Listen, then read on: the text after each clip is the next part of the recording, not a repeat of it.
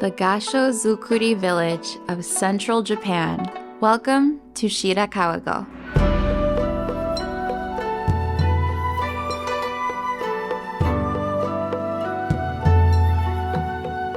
Located in the Gifu Prefecture, Shirakawa-Go is a quaint and traditional village made famous with their unique building style known as Gassho-Zukuri. Both tranquil and beautiful, Shirakawa-Go is a UNESCO World Heritage Site that transports you away from the busy populated cities to rural central Japan. Most people don't stay in Shirakawa-Go itself, but rather use three major cities as hubs to reach the village: Nagoya, Kanazawa, and Toyama. But there's an even better home base that already places you within the countryside so you can enjoy Japan's quiet side for longer. That's exactly what we did by staying just an hour away from Shirakawa-Go in the heart of Takayama.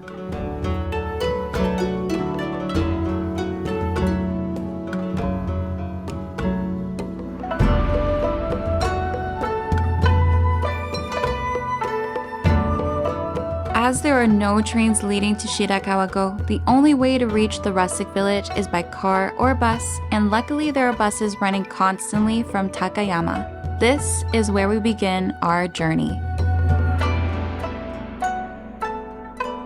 We're so excited to explore the village of Shirakawa-Go, but our journey first begins here in Takayama. We're about to go ahead and board on our bus. It's about a 1-hour journey until we reach the village.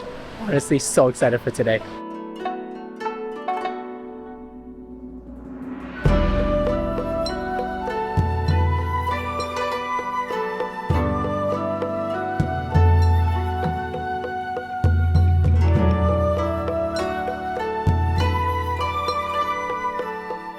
After a really quick 50-minute bus ride from where we're staying in Takayama, we finally made it to Shirakawa-Go.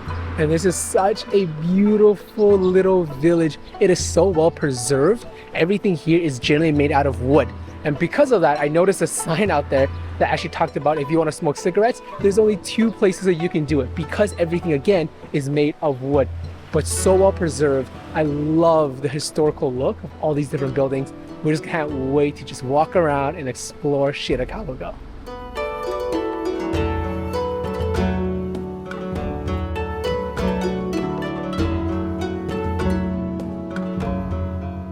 Even though this village is a UNESCO World Heritage Site and there's tons of visitors who come over here, there are actual locals who are living and working here every single day.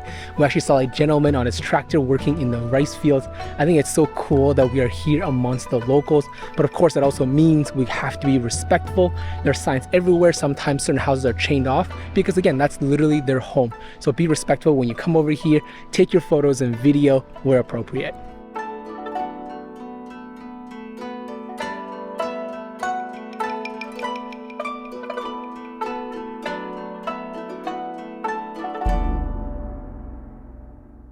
We've been seeing a number of people rolling their suitcases in and out of Shirakawa-Go this morning, and there are actually a number of places that you could stay to spend the night if you wanted to spend a lot longer than just a day trip in this town. So you can stay in their Gassho-style homes. There's usually a shared bathroom, but there are only a handful of places that you could stay in, so you do have to book well in advance if you wanted to spend a night or more in Shirakawa-Go.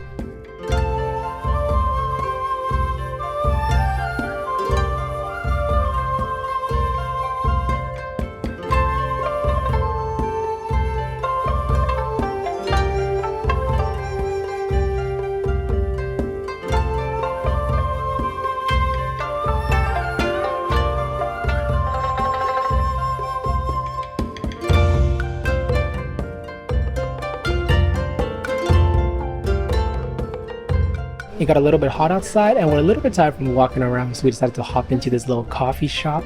It's honestly so cool. It's inside a building that's actually 130 years old.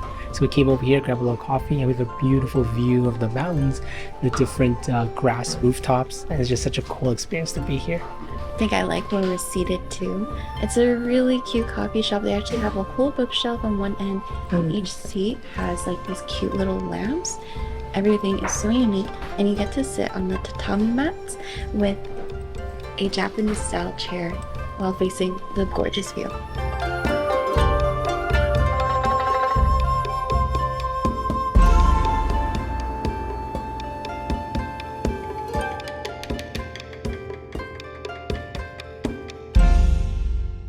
It was honestly so nice grabbing that cup of coffee and taking a little break. But once we came out, it got so busy. There's so many people here now.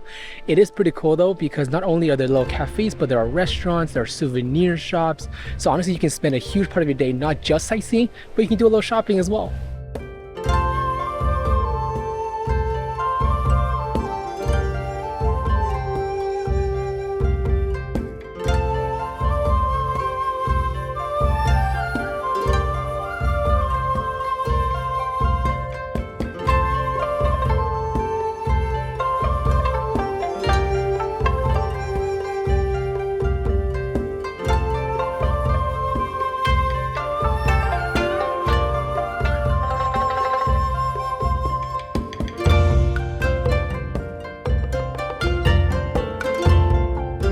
There is something that we wanted to try here. It's a specialty in this region, and that's soba noodles. So we're going to be on the lookout for that as we head back on the main road.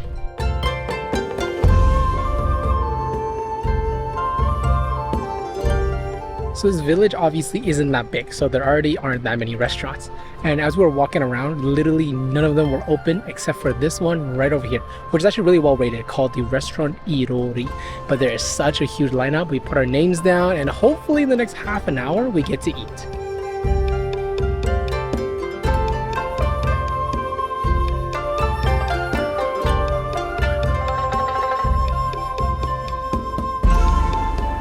So now we have our soba noodles. Lauren went for, I believe, the pork curry hot soba noodles, while I got the cold soba noodles. I think that's really cool, is that you can either have it hot or you can have it cold. And on top of mine, I have a whole bunch of tempura toppings. I think that's the salmon and eggplant. Of course, there's shrimp, some seaweed, and some scallions. Absolutely starving from walking around all day. So excited to begin.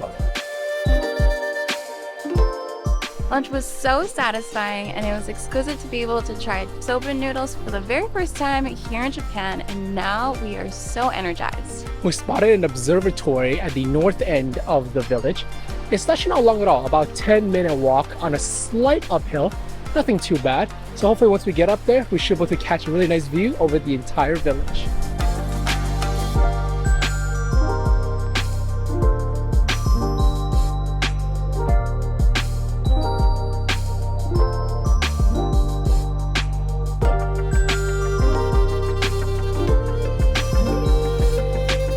Good morning from a rainy Takayama. In Japan, we so appreciate the hotels for giving us these complimentary umbrellas for us to still continue exploring. Yeah, so our game plan for right now is there's actually a small town just north of Takayama. We'll just ride one station and it's called Hida. So let's go and catch that train.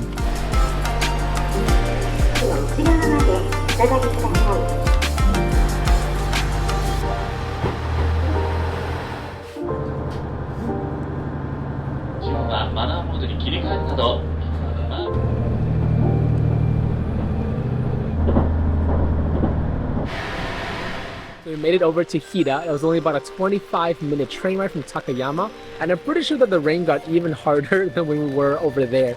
I think our goal for today is essentially just to walk around, explore this really small but beautiful city. We can see some greenery, we can see the beautiful preserved wooden homes. Yeah, I think we're gonna walk around, enjoy it, and maybe grab a little food later.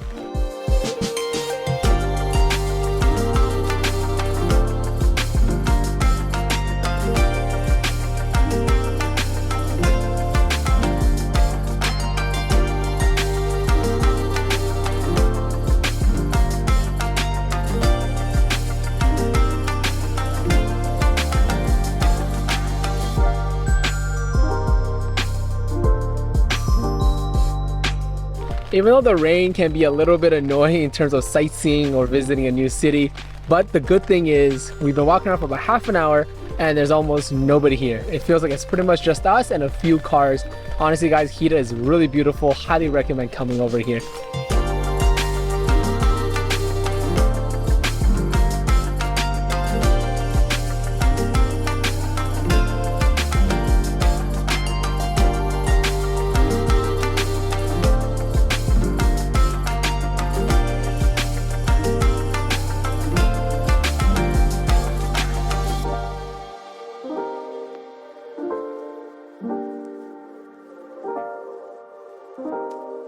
to end our time here in Takayama, we had to get a bowl of hot soba. Because it's raining outside and it's cold, it's going to be the perfect way to warm us up. We hope you enjoyed our journey back in time to Shirakawa-Go and to the quietness of rainy Takayama and Hida. Join us in our final Japan video as we head over to a place that has been on our bucket list for ages, Kawaguchiko.